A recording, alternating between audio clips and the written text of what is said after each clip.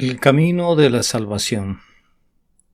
Este sermón fue predicado la mañana del domingo 15 de agosto de 1858 por el reverendo Charles Haddon Spurgeon en The Music Hall, Royal Surrey Gardens. En ningún otro hay salvación, porque no hay otro nombre bajo el cielo dado a los hombres en que podamos ser salvos. Hechos capítulo 4 y versículo 12. Es una circunstancia muy feliz cuando los siervos de Dios son capaces de aprovechar todo en su ministerio. Ahora bien, el apóstol Pedro fue llamado ante los sacerdotes y los saduceos, los jefes de su nación, para responder por haber restaurado a un hombre que estaba cojo desde el vientre de su madre. Al dar cuenta de este caso de sanidad, o si se me permite usar la expresión de este caso de salvación temporal, el apóstol Pedro tuvo este pensamiento sugerido: mientras estoy dando cuenta de la salvación de este hombre de la cojera, tengo ahora una hermosa oportunidad de mostrar a estas personas que de otra manera no nos escucharán el camino de la salvación del alma. De modo que procede de lo menor a lo mayor, desde la curación del miembro de un hombre hasta la curación del alma de un hombre. Y habiéndoles informado una vez que fue a través del nombre de Jesucristo que el hombre impotente había sido sanado, ahora anuncia que la salvación, la gran salvación, debe ser forjada por los mismos medios. En ningún otro hay salvación, porque no hay otro nombre bajo el cielo dado a los hombres en que podamos ser salvos. Qué gran palabra es la palabra salvación. Incluye la limpieza de nuestra conciencia de toda culpa pasada y la liberación de nuestra alma de todas aquellas propensiones al mal que ahora predominan con tanta fuerza en nosotros. Comprende de hecho la ruina de todo lo que hizo Adán. La salvación es la restauración total del hombre de su estado caído, y sin embargo es algo más que eso, porque la salvación de Dios hace que nuestra posición sea más segura de lo que era antes de caer. Nos encuentra rotos en pedazos por el pecado de nuestro primer padre, contaminados, manchados, malditos. Primero sana nuestras heridas, quita nuestras enfermedades, quita nuestra maldición, pone nuestros pies sobre la roca Cristo Jesús, y habiendo hecho esto, al fin levanta nuestra cabeza muy por encima de todos los principados y potestades, para ser coronados para siempre con Jesucristo, el Rey del cielo. Algunas personas, cuando usan la palabra salvación, no entienden nada más que la liberación del infierno y la admisión al cielo. Ahora, eso no es salvación. Esas dos cosas son los efectos de la salvación. Somos redimidos del infierno porque somos salvos y entramos al cielo porque hemos sido salvados de antemano. Nuestro estado eterno es el efecto de la salvación en esta vida. La salvación es verdad, incluye todo eso porque la salvación es la madre de ello y lo lleva en su corazón, pero aún así estaríamos equivocados al imaginar que ese es el significado de toda la palabra. La salvación comienza con nosotros como ovejas descarriadas. Nos sigue a través de todas nuestras divagaciones confusas. Nos pone sobre los hombros del pastor, nos lleva al redil, convoca a los amigos y a los vecinos, se regocija sobre nosotros, nos preserva en ese redil a lo largo de la vida y luego, por fin, nos lleva a los verdes pastos del cielo junto a las tranquilas aguas de la bienaventuranza, donde nos acostamos para siempre en la presencia del príncipe de los pastores, para nunca más ser perturbados.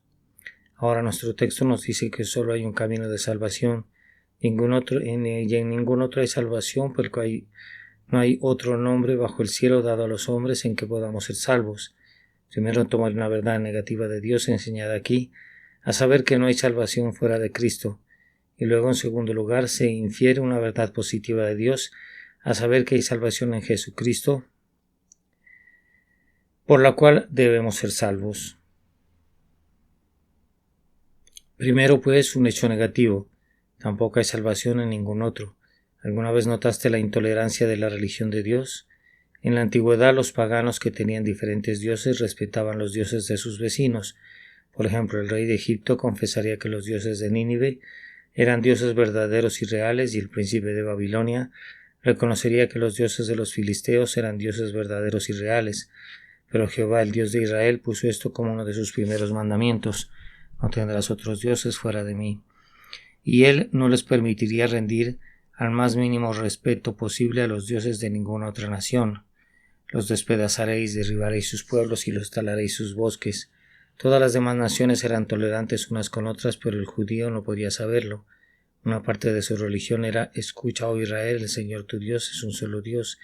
Y como consecuencia de su creencia de que había un solo Dios y que ese único Dios era Jehová, sintió que era su deber llamar a todos los supuestos dioses por apodos, escupir sobre ellos, tratarlos con desdén y desprecio. Ahora bien, la religión cristiana, observa, es tan intolerante como esta. Si solicitas a un brahman que conozca el camino de la salvación, es muy probable que te diga de inmediato que todas las personas que sigan sus convicciones religiosas sinceras serán indudablemente salvas. Aquí, dice él, están los maometanos. Si obedecen a Mahoma y creen sinceramente en lo que ha enseñado, sin duda Alá los glorificará al fin. Y el brahman se vuelve hacia el misionero cristiano y dice: ¿de qué sirve que traigas tu cristianismo aquí para perturbarnos? Les digo que nuestra religión es muy capaz de llevarnos al cielo, sí, como fieles a ella. Ahora escucha el texto: qué intolerante es la religión cristiana. Tampoco hay salvación en ningún otro. El brahman puede admitir que hay salvación en 50 religiones además de la suya, pero no admitimos tal cosa. No hay verdadera salvación fuera de Jesucristo. Los dioses de los paganos pueden acercarse a nosotros con su fingida caridad y decirnos que cada hombre puede seguir su propia convicción consciente y ser salvo. Nosotros respondemos: no hay tal cosa, no hay salvación en ningún otro, porque no hay otro nombre bajo el cielo dado a los hombres en que podamos ser salvos. Ahora, ¿cuál crees que es la razón de esta intolerancia, si puedo usar la palabra de nuevo? Creo que es justo porque existe la verdad de Dios tanto con el judío como el cristiano. 1000 errores pueden vivir en paz unos con otros, pero la verdad de Dios es el martillo que los rompe a todos en pedazos. 100 religiones mentirosas pueden dormir pacíficamente en una cama, pero donde quiera que vaya la religión cristiana, como la verdad de Dios, es como un tizón y no soporta nada que no sea más sólido que la madera, el heno y la hojarasca del error carnal. Todos los dioses de los paganos y todas las demás religiones nacen del infierno, y por lo tanto, siendo hijos del mismo Padre, parecería mal que se pelearan, reprendieran y discutieran. Pero la religión de Cristo es cosa de Dios. Su linaje viene de lo alto y por lo tanto, una vez que es lanzada en medio de una generación impía y contradictoria, no tiene paz, ni parlamento, ni trato con ellos, porque es la verdad de Dios y no puede darse el lujo de estar uncido con el error. Se sostiene sobre sus propios derechos y le da al error lo que le corresponde, declarando que no tiene salvación, pero que en la verdad de Dios y solo en la verdad de Dios se encuentra la salvación. Nuevamente es porque tenemos aquí la sanción de Dios. Sería impropio en cualquier hombre que haya inventado un credo propio afirmar que todos los demás deben ser condenados por no creer en él. Eso sería una censura y un fanatismo abrumadores, ante los cuales podríamos permitirnos sonreír, pero como esta religión de Cristo es revelada desde el cielo mismo, Dios, que es el autor de toda verdad, tiene derecho a añadir a esta verdad la terrible condición de que quien la rechace perecerá sin misericordia, y puede proclamar que aparte de Cristo nadie puede salvarse. No somos realmente intolerantes porque estamos haciendo eco de las palabras de aquel que habla desde el cielo y que declara que maldito es el hombre que rechaza esta religión de Cristo, ya que no hay salvación fuera de él. En ningún otro hay salvación, porque no hay otro nombre bajo el cielo dado a los hombres en que podamos ser salvos. Ahora escucho a una o dos personas decir: ¿se imagina entonces, Señor, que nadie es salvo aparte de Cristo? Respondo: no lo imagino, pero lo tengo aquí en mi texto claramente enseñado. Bueno, pero, dice uno, ¿cómo es eso de la muerte de los niños? ¿No mueren los niños sin pecado real? ¿Son salvos? Si es así, ¿cómo? Respondo: salvos sin duda todos los niños que mueren en la infancia son arrebatados para morar en el tercer cielo, de bienaventuranza para siempre. Pero fíjate, en esto ningún niño jamás fue salvo aparte de la muerte de Cristo. Cristo Jesús ha comprado con su sangre a todos los que mueren en la infancia. Todos son regenerados no por aspersión, pero probablemente en el instante de su muerte pasa sobre ellos un cambio maravilloso,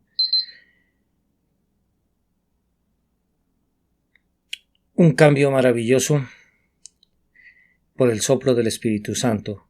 Se le aplica la sangre de Jesús y se les lava de toda corrupción original que habían heredado de sus padres. Y así, lavados y purificados, entrarán en el reino de los cielos. De lo contrario, amados, los niños no podrían unirse al cántico eterno, al que nos amó y nos lavó de nuestros pecados con su sangre. Si los infantes no fueran lavados en la sangre de Cristo, no podrían unirse a este canto universal que rodea perpetuamente el trono de Dios. Creemos que todos son salvos, cada uno de ellos sin excepción, pero no aparte del gran sacrificio del Señor Jesucristo. Otro dice: ¿pero qué hay de los paganos? ¿No conocen a Cristo? ¿Se salva alguno de los paganos? Fíjate, la Sagrada Escritura dice muy poco acerca de la salvación de los paganos.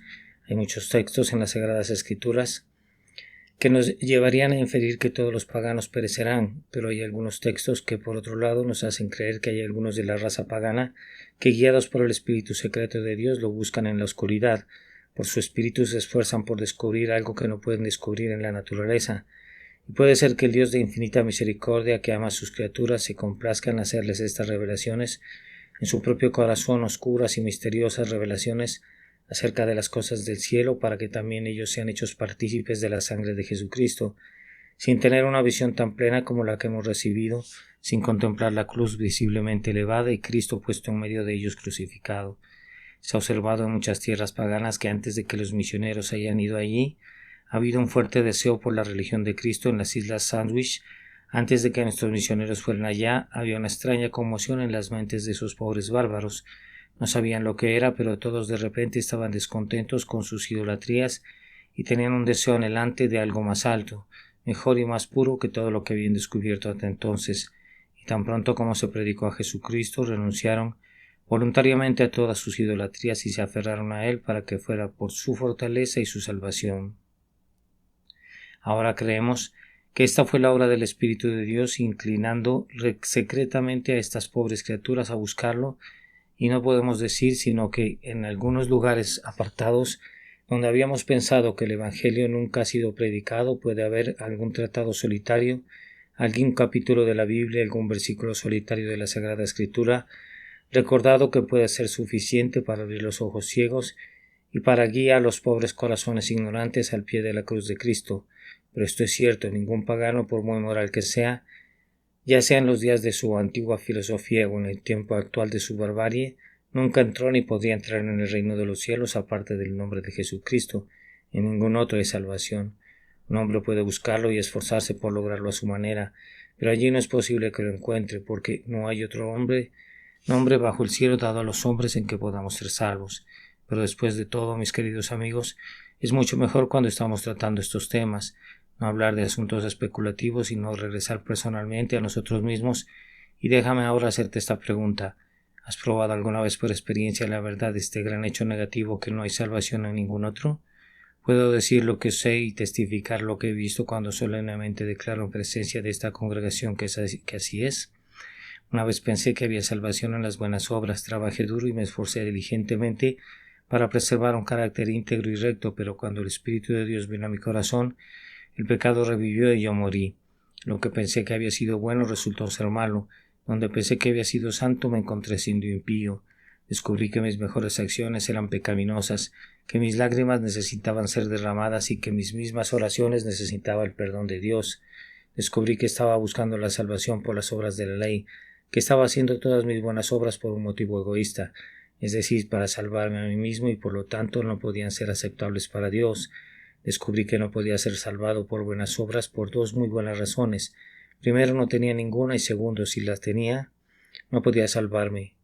Después de eso, pensé que la salvación podría obtenerse en parte por reforma y en parte por confiar en Cristo, así que trabajé duro de nuevo y pensé que si añadía algunas oraciones aquí y allá, algunas lágrimas de penitencia y algunos votos de mejora, todo estaría bien. Pero después de forjar durante muchos días agotadores como un pobre caballo ciego que se afana alrededor del molino, descubrí que no había avanzado más porque todavía pesaba sobre mí la maldición de Dios. Maldito todo aquel que no permanece en todas las cosas que están escritas en el libro de la ley para hacerlas, y todavía había un vacío doloroso en mi corazón que el mundo nunca podía llenar, un vacío de angustia y cuidado porque estaba muy preocupado porque no podía alcanzar el descanso que mi alma deseaba. ¿Has probado esas dos formas de llegar al cielo? Si es así, confío en que el Señor, el Espíritu Santo, te ha hecho sentir profundamente harto de ellos, porque nunca entrarás en el reino de los cielos por la puerta correcta hasta que antes que nada hayas sido inducido a confesar que todas las demás puertas cerradas ante ti. Ningún hombre llegará jamás a Dios por el camino recto y angosto, hasta que haya probado todos los otros caminos, y cuando nos encontremos vencidos, frustrados y derrotados, entonces es cuando, presionados por una penosa necesidad, Nos dirigimos a la única fuente abierta y allí lavamos y quedamos limpios. Y tal vez tenga en mi presencia esta mañana algunos que están tratando de obtener la salvación por medio de ceremonias. Has sido bautizado en tu infancia, tomas regularmente la cena del Señor, asistes a tu iglesia o capilla, y si conocieras otras ceremonias asistirías a ellas. Mis queridos amigos, todas estas cosas son como la paja ante el viento en el asunto de la salvación. No pueden ayudarte a dar un paso hacia la aceptación en la persona de Cristo. Así podrías trabajar para construir tu casa con agua, como para construir la salvación con cosas tan pobres como estas. Estos son bastante buenos para ti cuando seas salvo, pero si buscas salvación en ellos serán para tu alma como pozos sin agua, nubes sin lluvia y árboles secos 2 veces muertos arrancados de raíz. Cualquiera que hace tu camino de salvación, porque hay 1000 invenciones diferentes de los hombres mediante las cuales buscan salvarse a sí mismos, cualquiera que sea escucha el repique con sentencia de muerte a partir de este versículo. En ningún otro hay salvación, porque no hay otro nombre bajo el cielo dado a los hombres en que podamos ser salvos. Ahora esto me lleva al hecho positivo que se infiere en el texto, a saber que hay salvación en Jesucristo. Seguramente cuando hago esta simple declaración podría estallar con el canto de los ángeles y decir gloria a Dios en las alturas y paz en la tierra y buena voluntad para con los hombres. Aquí hay 1000 misericordias todas unidas en un solo paquete en este dulce hecho, que hay salvación en Jesucristo. Me esforzaré ahora simplemente por tratar con cualquier alma aquí presente que tenga dudas en cuanto a su propia salvación en Jesucristo. Lo señalaré y me dirigiré a él con afecto y sinceridad, y me esforzaré por mostrarle que aún puedo ser salvo y que en Cristo hay salvación para él. Te conozco, pecador. Llevas mucho tiempo tratando de encontrar el camino al cielo y lo has perdido. Has tenido 1000 artilugios deslumbrantes para engañarte y nunca una base sólida de consuelo para tu pobre pie cansado.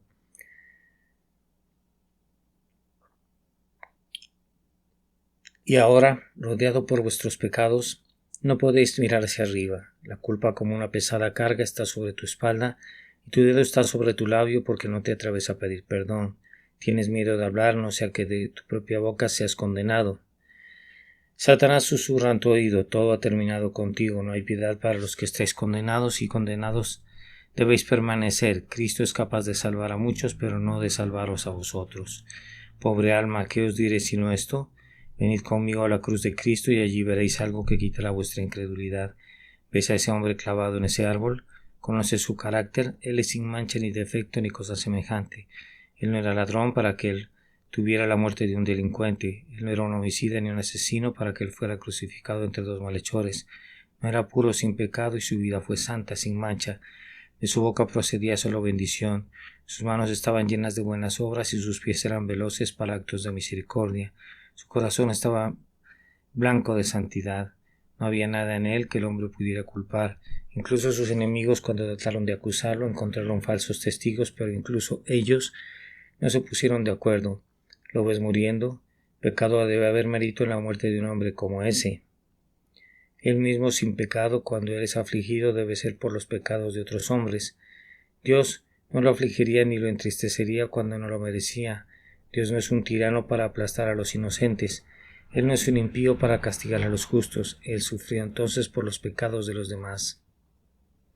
Por los pecados que no son los suyos, Él murió para expiar. Piensa en la pureza de Cristo y luego ve si no hay salvación en Él. Ven ahora con tu negrura alrededor y mira su blancura. Ven con tu contaminación y mira su pureza, y mientras miras esa pureza como el lirio y ves el carmesí de su sangre desbordándola, deja que este susurro se escuche en tu oído. Él es poderoso para salvarte, pecador, en cuanto que fue tentado en todo como nosotros, pero él era sin pecado, por lo tanto el mérito de su sangre debe ser grande. Oh, que Dios te ayude a creer en él. Pero esto no es lo grandioso que debería recomendarle.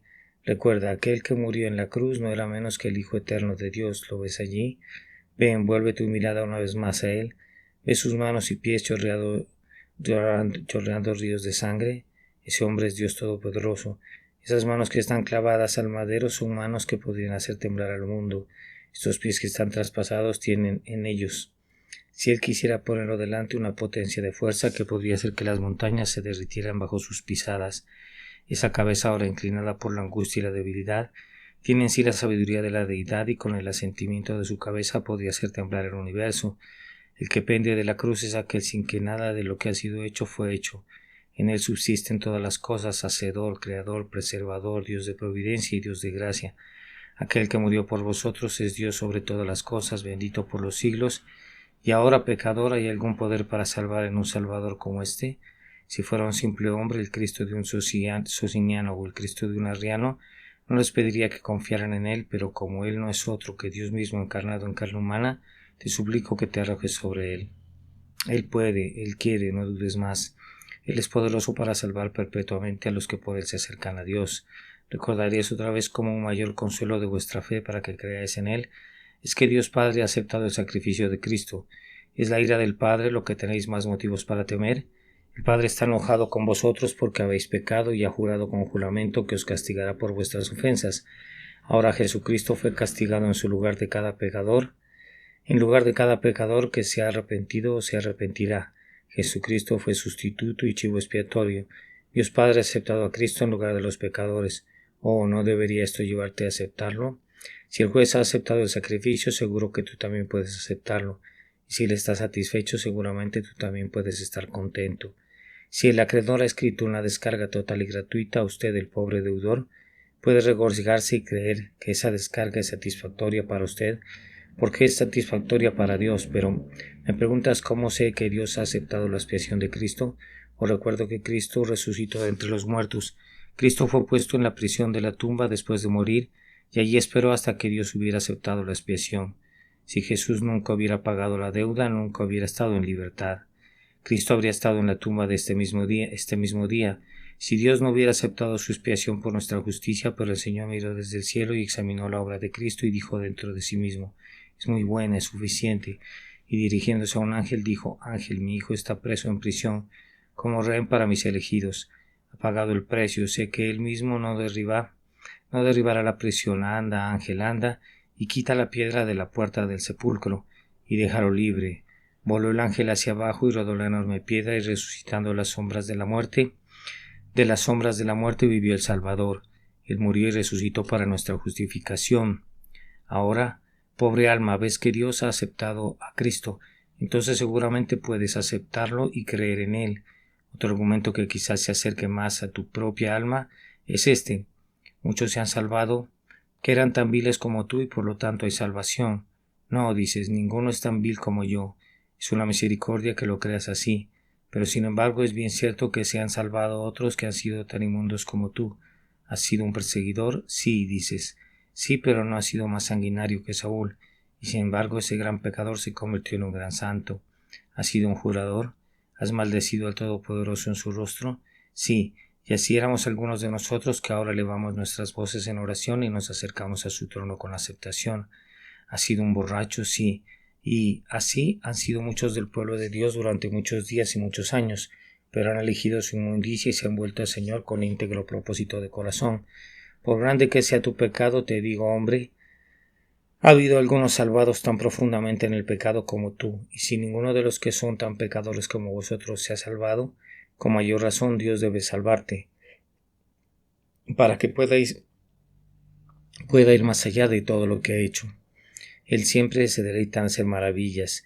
Si eres el primero de los pecadores, un poco por delante de todos los demás, creo que Él se deleitará en salvarte, para que las maravillas de su amor y su gracia sean más manifiestamente conocidas. ¿Todavía dices que eres el primero de los pecadores? Te digo que no lo creo. El primero de los pecadores fue salvo hace años, ese fue el apóstol Pablo, pero incluso si lo superas, aún así esa palabra sumamente va un poco más allá de ti. Él es poderoso para salvar perpetuamente a los que por Él se acercan a Dios. Acuérdate, pecador, si no encuentras la salvación en Cristo será porque no la buscas, porque ciertamente está allí. Si perecéis sin ser salvos por la sangre de Cristo, no será por falta de poder en esa sangre para salvaros, sino enteramente por falta de voluntad de vuestra parte, que no creéis en Él, sino que actuaréis sin sentido y voluntariamente rechacéis su sangre para vuestra propia destrucción. Cuídate de ti mismo, porque tan ciertamente como no hay salvación en ningún otro, así ciertamente hay salvación en Él. Yo mismo podría dirigirme a ti y decirte que seguramente debe haber salvación en Cristo para ti, ya que yo mismo he encontrado la salvación en Cristo. A menudo he dicho que nunca dudaré de la salvación de nadie, mientras pueda saber que Cristo me ha aceptado. Oh, cuán oscura fue mi desesperación cuando busqué por primera vez su propiciatorio. Entonces pensé que si Él tenía misericordia de todo el mundo, nunca tendría misericordia de mí. Los pecados de mi niñez y mi juventud me acosaban. Traté de deshacerme de ellos uno por uno, pero estaba atrapado, como en una red de hierro de los malos hábitos, y no pude derrocarlos. Incluso cuando pude renunciar a mi pecado, la culpa aún se aferraba a mis vestiduras. No podía lavarme hasta quedar limpio. Oré durante 3 largos años, doblé mis rodillas en vano y busqué, pero no encontré misericordia. Pero por fin bendito sea su nombre. Cuando había perdido toda esperanza y pensaba que su ira repentina me destruiría y que el pozo abriría su boca y me tragaría, entonces en la hora de mi extremidad se me manifestó y me enseñó a arrojarme simple y enteramente sobre él. Ahora, así será contigo, solo confía en él, porque hay salvación en él, puedes estar seguro de eso. Sin embargo, para acelerar su diligencia, concluiré señalando que si no encuentras la salvación en Cristo, recuerda que nunca la encontrarás en otra parte. Qué terrible será para ti perder la salvación provista por Cristo, porque ¿cómo escaparéis vosotros si descuidas una salvación tan grande? Es muy probable que hoy no les esté hablando a muchos de los pecadores más groseros, pero sé que lo estoy hablando incluso a unos de esa clase. Pero ya sea que seamos grandes pecadores o no, cuán terrible será para nosotros morir sin haber encontrado primero un interés en el Salvador. Ay, pecador, esto debería animarte a ir al propiciatorio. Recuerda que si no encuentras misericordia a los pies de Jesús, nunca podrás encontrarla en ningún otro lugar. Si las puertas del cielo nunca se te abrirán, recuerda que no hay otra puerta que se pueda abrir para tu salvación. Si Cristo te rechaza, le has rechazado. Si su sangre no es rociada sobre ti, ciertamente estás perdido. O, si Él te hace esperar un poco, continúa en la oración. Vale la pena esperar, especialmente cuando tienes este pensamiento que te hace esperar, a saber que no hay ningún otro camino, ninguna otra esperanza, ningún otro motivo de confianza, ningún otro refugio. Allí veo la puerta del cielo, y si debo entrar, debo arrastrarme sobre mis manos y rodillas, porque es una puerta baja. Ahí la veo, es estrecha y angosta, debo dejar atrás mis pecados y mi justicia orgullosa y debo deslizarme hacia esa entrada. Ven, pecador, ¿qué dices? ¿Pasarás por esa puerta estrecha y angosta, o despreciarás la vida eterna y te arriesgarás a perder la bienaventuranza eterna? ¿O la pasarás humildemente esperando que el que se entregó por ti acepte en sí mismo y te salve ahora y te salve eternamente? Que estas pocas palabras tengan poder para atraer a algunos a Cristo, y yo estoy contento. Cree en el Señor Jesucristo y serás salvo, porque no hay otro nombre bajo el cielo dado a los hombres en que podamos ser salvos. Amén y amén.